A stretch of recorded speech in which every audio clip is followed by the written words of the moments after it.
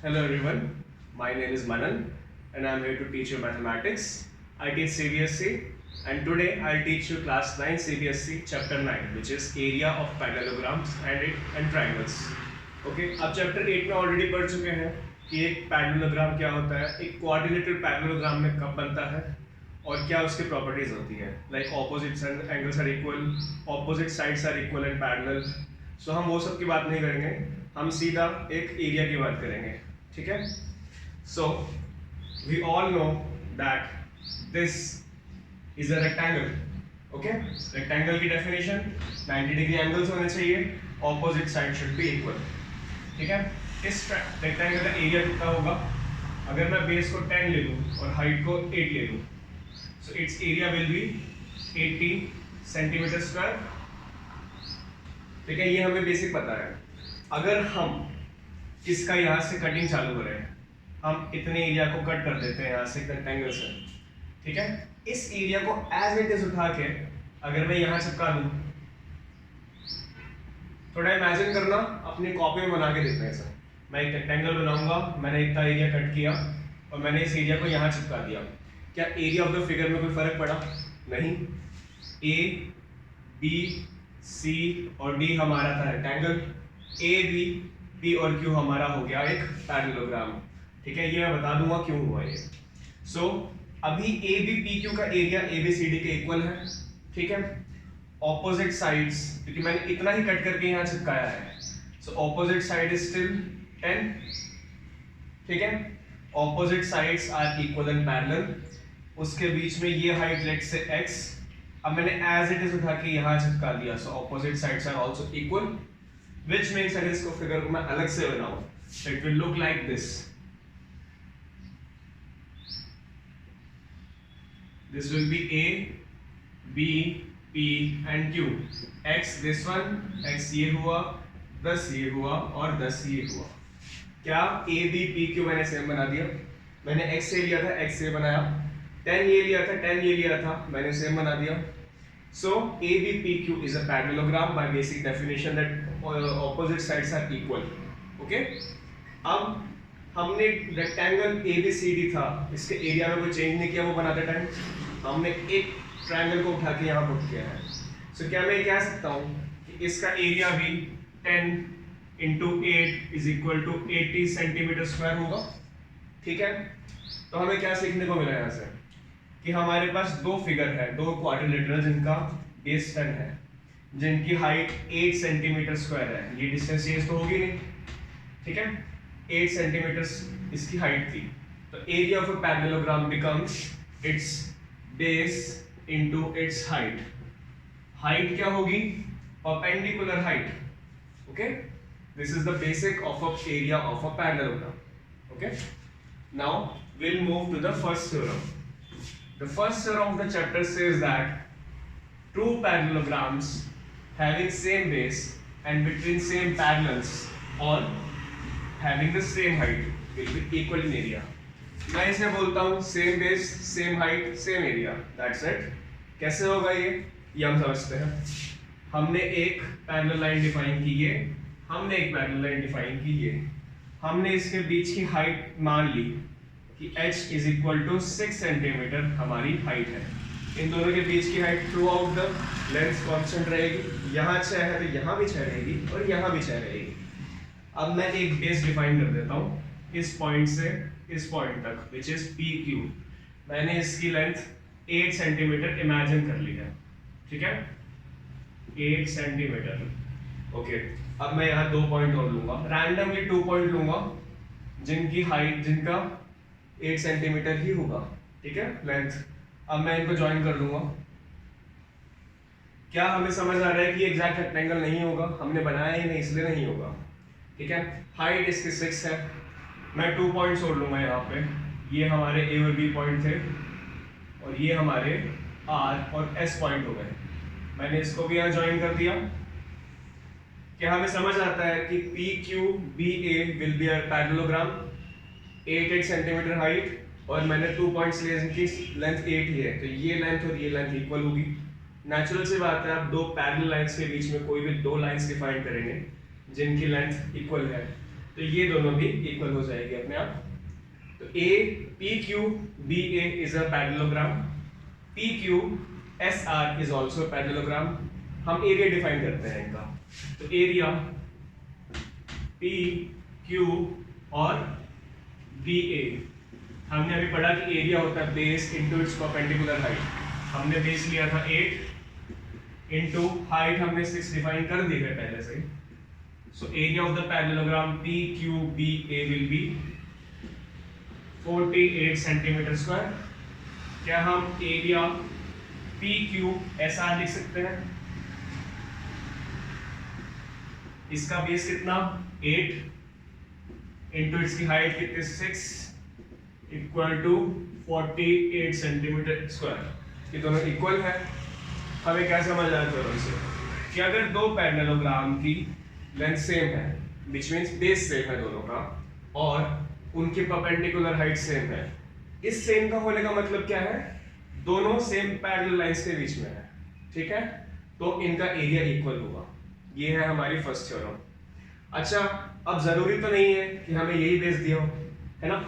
अगर हमें एक एरिया निकालना है इस पैरेललोग्राम का जिसका हमें ये 10 दे दिया, इसने हमें बोल दिया इस 10 में ये हाइट 8 है, तो क्या हम इन दोनों को मल्टीप्लाई करेंगे? नहीं। जो पैरेललोग्राम का बेस लेंगे उसी की कॉरेस्पॉन्डिंग हाइट ली जाएगी। मतलब this will be the height. अगर अपन 6 लेते हैं तो इसका एरिया 10 इंटू 8 नहीं होगा, इसका एरिया होगा 10 into 6। 10 into 6 equal to 60 centimetre square, ठीक है? ये आपका बेस डेवलप करने के लिए है। मुझे पता है ये बहुत सिंपल चीजें हैं, आधे लोगों को आती होगी, बट स्टिल ये एक बेस डेवलप करने के लिए आपका। अगर आपका बेस स्टार्टिंग से डेवलप होगा, आपको क्वेश्चन देखते समझ आएगा वो क्या कहना चाह रहा है और उसने क्या क्या दिया हुआ है, ठीक है? तो हमने 60 सेंटीमीटर स्क्वायर एरिया ऐसे निकाला इसका। हम एक क्वेश्चन कर लेते हैं एरियाज के ऊपर, ठीक है? हम इस प्रॉपर्टी पे एक क्वेश्चन करेंगे अभी।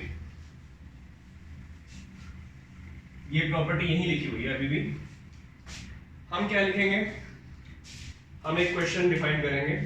हमने एक पैरेललोग्राम लिया, ओके, ए बी सी और डी, ठीक है? हमें गिवन है ए ई और ए एफ, ठीक है? हमें गिवन है ये एक 90 डिग्री है, इसकी हाइट 8 सेंटीमीटर है। हमें BC की हाइट गिवन है 16, हमें इसकी हाइट गिवन है 16। हमने एक ये लाइन डिफाइन करी CF which is let's say 4 centimetre. हमें निकालना है AD। हमने क्या समझा अभी कि एक पैरेललोग्राम के ऑपोजिट साइड्स इक्वल होती है। अगर ये 16 है ये भी 16 होगी, ठीक है? एरिया ऑफ पैरेललोग्राम कितना हुआ 16 और इसके कॉरेस्पॉन्डिंग हाइट विच इज 8 किसके इक्वल होगा? क्योंकि पैरेललोग्राम का एरिया चेंज नहीं हो सकता, तो इसका एरिया AD इंटू CF हो जाएगा, ठीक है? क्यों होगा? बेस और इसकी corresponding height which is AD into 4 two ज़ा, तो AD is equal to 16 two ज़ा 32 सेंटीमीटर। ये होगा हमारा फर्स्ट क्वेश्चन, बिल्कुल इजीली। मैं समझा देता हूँ क्या किया हमने अभी डिफाइन किया था इस प्रॉपर्टी में कि जो हम बेस लेंगे पैरेललोग्राम का उसी को कॉरेस्पॉन्डिंग हाइट लेंगे एरिया निकालते टाइम। तो हमने इस बेस को 16 दिया हुआ था, हमें इसकी हाइट 8 दी हुई थी। हमने एरिया ऑफ पैरेललोग्राम लिखा 16 इंटू 8, ठीक है? अब हमें AD निकालने को इसने बोला था और इसने AD के ऊपर हाइट दे दी हमें। एरिया ऑफ पैरेललोग्राम चेंज नहीं होगा, तो ये इक्वल होगा AD जो हमारा ये बेस है into 4 is perpendicular height on this base. Change नहीं होगा, हमने कट किया है, हमने AD की वैल्यू लिख दी। ये हुआ हमारा एक बेसिक क्वेश्चन, ठीक है? अब हम नेक्स्ट क्वेश्चन पे चलते हैं।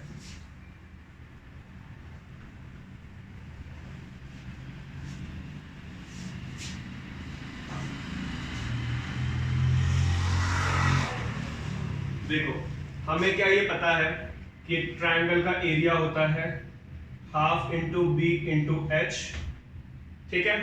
अगर मैं एक पैरेललोग्राम बनाऊं, बी बेस का और h हाइट का, तो इसका एरिया हो जाएगा b इंटू एच। क्या आपको ये दिख रहा है कि अगर मैं इसको यहाँ कोई भी लाइन ज्वाइन करूंगा तो ये एक ट्रायंगल बन गया जिसका बेस b है और हाइट h है, तो उसका एरिया हो जाएगा half into b into H, which means एक पैरेललोग्राम को किसी डायगोनल को ज्वाइन करते हैं तो एरिया दो पार्ट में कट होता है। कौन से दो पार्ट? इक्वल दो पार्ट। इसका एरिया हाफ बी एच, इसका एरिया भी हाफ बी एच। हम इस प्रॉपर्टी को यूज करके क्वेश्चन डिफाइन करते हैं। ठीक है, हमने एक पैरेललोग्राम लिया, थोड़ा बड़ा बना देता हूं, साफ दिखना चाहिए। ठीक है, हमने इसका नाम दिया ए बी सी डी। हमने एक और पैरेललोग्राम बनाया, ये ए बी पी क्यू। हमें गिवन है कि ये एक यहां पे ज्वाइन किया हुआ है ट्राइंगल।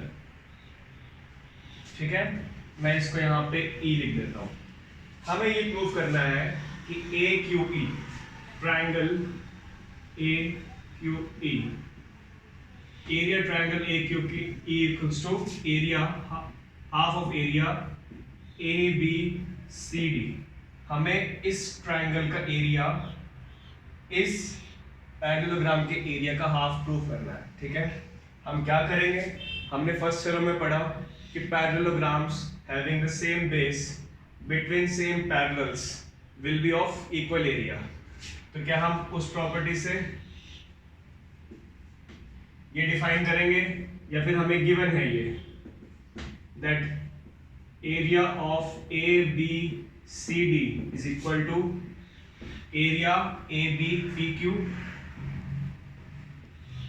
ठीक है, ये हम समझते हैं कि फर्स्ट थ्योरम हमारी बोलती है अगर आप पैरेललोग्राम का बेस b है और ये हाइट h है तो ए बी सी डी का एरिया होगा b into H, A B P Q का एरिया भी होगा b into H, which means दोनों का एरिया इक्वल। हम यहां तक पहुंच गए। हमने क्या डिफाइन किया था अभी कि एक पैरेललोग्राम में कोई ट्रायंगल बना होगा। अब जरूरी नहीं ये पॉइंट यहां हो, अगर ये ऐसे बना होता मान लो,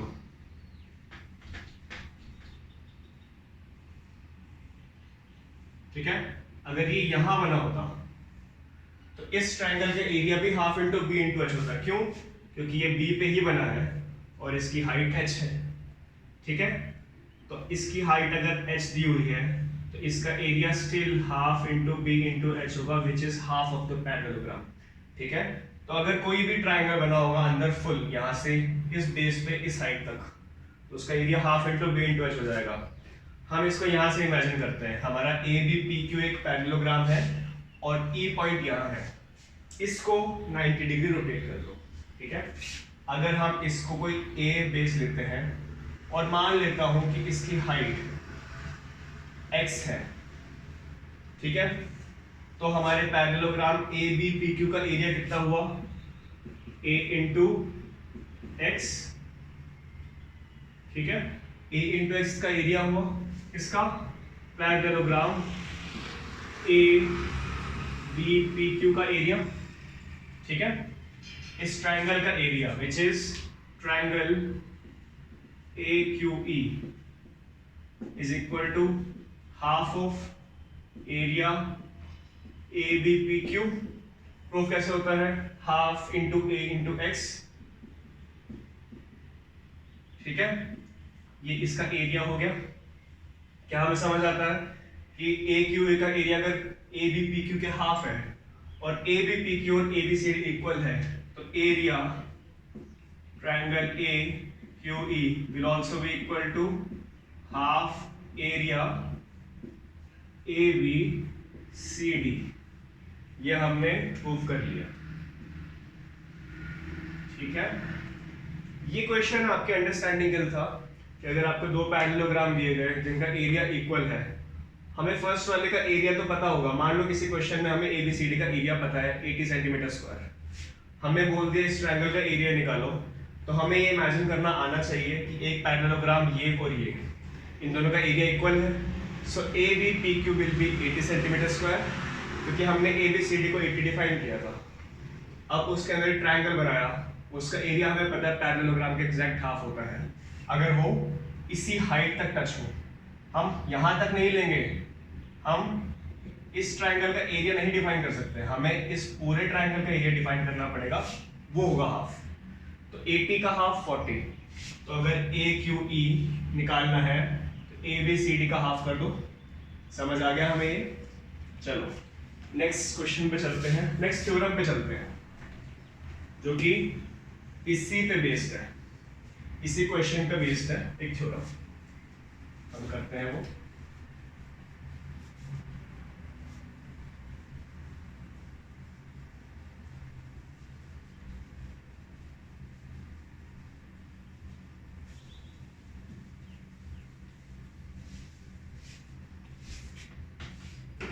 ठीक है, ये पैरेललोग्राम हमने अभी समझा कि कोई भी पॉइंट पे ये अगर मैं बना दूंगा ट्राइंगल, बेस B पे हाइट H का ट्राइंगल, इसका एरिया पैरेललोग्राम का हाफ हो जाएगा। अगर मैं एक और ट्राइंगल बना दूं यहाँ पे इस जगह पे, इसके ऊपर, क्या हमें समझ आता है कि ब्लैक ट्राइंगल जो है उसका एरिया ग्रीन ट्राइंगल के इक्वल होगा? क्यों? क्योंकि ग्रीन ट्राइंगल का एरिया भी B इंटू एच का हाफ होगा, half into base into height. तो यही हमारी सेकंड थ्योरम है कि two triangles having the same base between same parallels, हमें ये पता है ना कि ये पैरेललोग्राम है तो ये दोनों साइड्स पैरेलल होगी, तो area of two triangles having the same base between same parallels will be equal in area. Okay, height, अच्छा इसको थोड़ा सा डीप में समझा देता हूँ मैं, क्योंकि हमें ये पता है, हमने पहले समझी थी कि दो पैरेलल लाइंस के बीच की जो हाइट है वो चेंज नहीं होती। तो अगर मैं कोई ट्राइंगल यहाँ बनाऊंगा जिसका बेस 10 है, उसकी हाइट h होगी। क्या मैं यहाँ पे एक और ट्राइंगल बना सकता हूँ जिसका बेस 10 ही है? ठीक है, जिसका बेस यहाँ पे 10 है तो उसकी हाइट भी h ही है, तो दोनों ट्राइंगल इक्वल एरिया के हैं। ठीक है, ये एक बेसिक चीज है, आपको ये समझ आनी चाहिए, इमेजिन होना चाहिए, इसका प्रूफ करने की जरूरत नहीं पड़ती हमें, ना कहीं पूछा जाता है ना कहीं बताना पड़ता है, हमें बस ये समझ आना चाहिए कि दो ट्राइंगल का एरिया इक्वल होगा अगर वो दो पैरेलल लाइंस के बीच में है। पैरेलल का मतलब उनकी हाइट सेम है और बेस सेम है, तो half into B into H होता है एक ट्राइंगल का एरिया, दूसरे का भी सेम हो जाएगा। ठीक है, हम इसके ऊपर एक छोटा सा क्वेश्चन कर लेते हैं। ठीक है,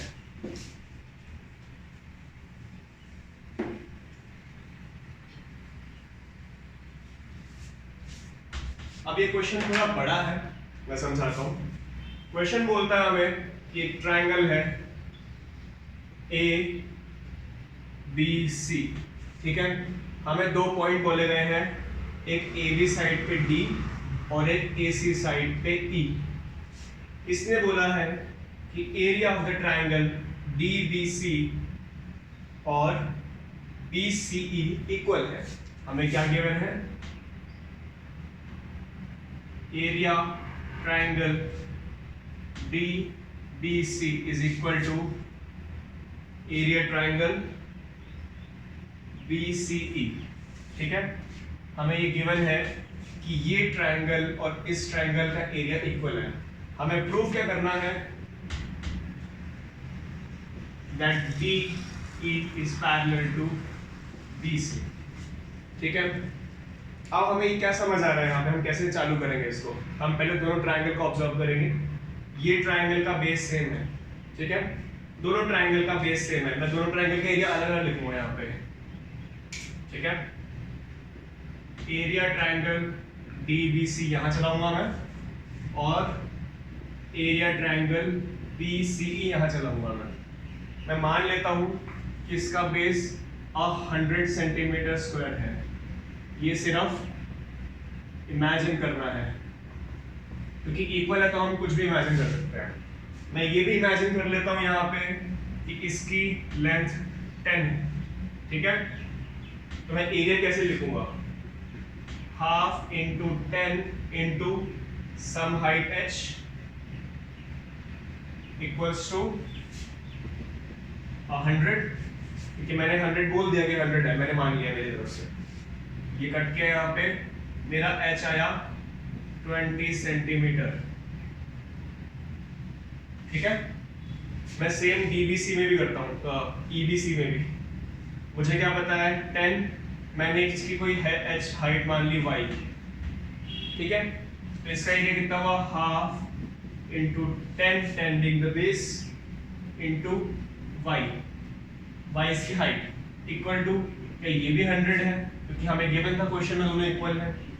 तो यहाँ से फिर कट किया मैंने, y इज ऑल्सो 20 सेंटीमीटर। क्या हमें समझ आ रहा है कि दोनों की हाइट इक्वल है?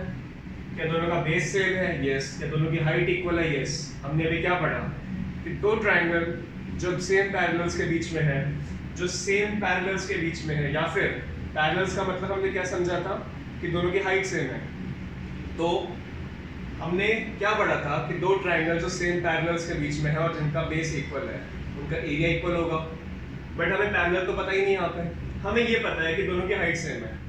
तो क्या हम ये समझ सकते हैं कि ये हाइट और ये डिस्टेंस इक्वल है, ये डिस्टेंस और ये डिस्टेंस इक्वल है। तो ये क्या होगा, ये एक लाइन इसके पैरेलल ऑटोमेटिकली हो जाएगी।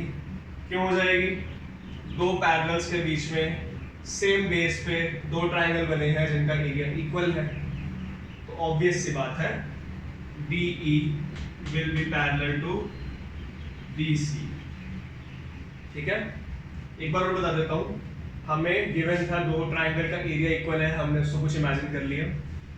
हमने ये इमेजिन कर लिया कि हमारी BC लेंथ 10 है, हमारी BC लेंथ 10 है। अब हमने ट्रायंगल DBC की हमने हाइट निकाली, तो हमारी हाइट निकल के आई 20 सेंटीमीटर। हमने BCE की हाइट निकाली, उसकी हाइट 20 निकल के आई।